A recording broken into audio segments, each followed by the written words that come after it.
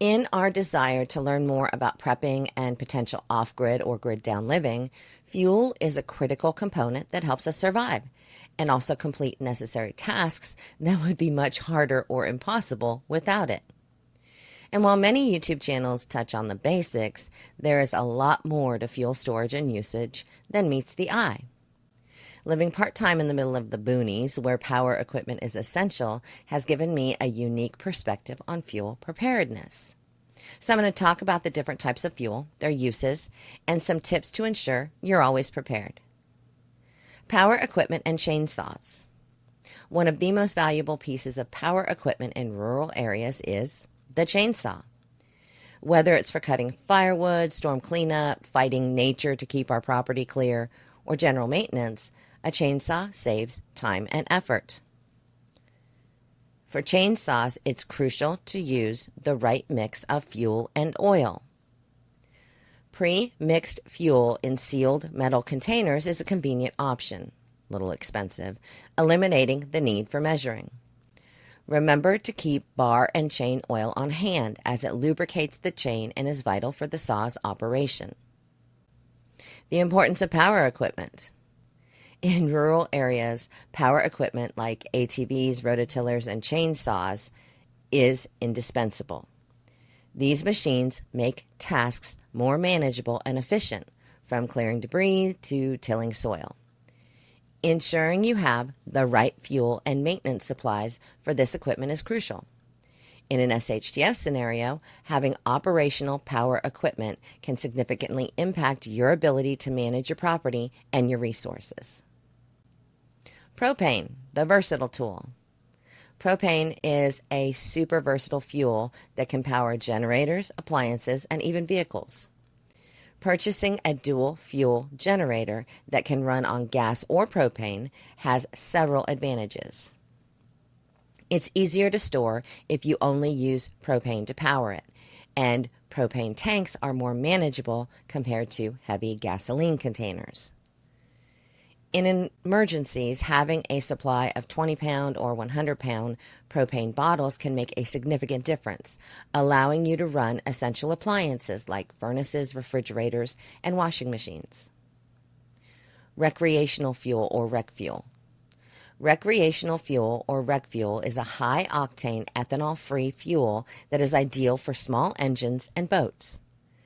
Ethanol fuel can cause problems in small engines, making rec fuel a better choice for critical equipment. While more expensive, it ensures reliability, especially in life-saving situations. Keeping a jug of rec fuel on hand is a good practice for anyone relying on power equipment or boats. Ethanol fuel and stabilizers. Ethanol blended fuels are common, but they're not great for all engines. Ethanol can cause corrosion and other issues in smaller engines. If you have to use ethanol blended fuel, adding an ethanol stabilizer can help mitigate these problems. It's important to use the correct stabilizer. Regular stabilizer for non-ethanol fuel and ethanol stabilizer for ethanol blended fuel. Storing fuel safely. Proper fuel storage is, of course, essential for preparedness. Metal containers are generally better than plastic for storing fuel because they're more durable and they're less prone to degradation. Sealed metal containers with that pre-mixed fuel are excellent for last-ditch fuel sources. While these can both be more expensive, they offer a reliable backup in emergencies. Propane bottle management. Keeping your propane bottles filled is a straightforward but often overlooked aspect of preparedness. Propane exchange services are convenient, but the tanks are not always completely filled. Ensuring you have a full supply of propane at home can prevent last-minute scrambles during emergencies like hurricanes, winter storms, or SHTF. Metal versus plastic fuel containers. While metal gas cans are preferable for long-term fuel storage, they can be hard to find. Plastic gas cans are much more common, but they may not offer the same level of durability. For those who rely on fuel for critical tasks, investing in the metal containers or sealed metal fuel cans can provide peace of mind and a more secure storage solution. If you go through a lot of gas and you know that you'll be using up your fuel on a regular basis, then plastic's fine. We have several 5-gallon plastic gas cans, and we refill them about every 2 months. Long-term fuel storage treatment. Using fuel stabilizers. Fuel stabilizers are essential for long-term storage. They prevent fuel from degrading, which can cause engine problems. I know I've said this once already, but it needs to be repeated. Always use the appropriate stabilizer for your fuel type. Regular stabilizer for non-ethanol fuel and ethanol stabilizer for ethanol blended fuel. I would suggest keeping a supply of both types of stabilizers on hand at all times. Sealed containers. Storage fuel in sealed airtight containers to prevent oxidation and contamination. Metal containers are generally better for long-term storage as they are less permeable than plastic. Cool, dark storage.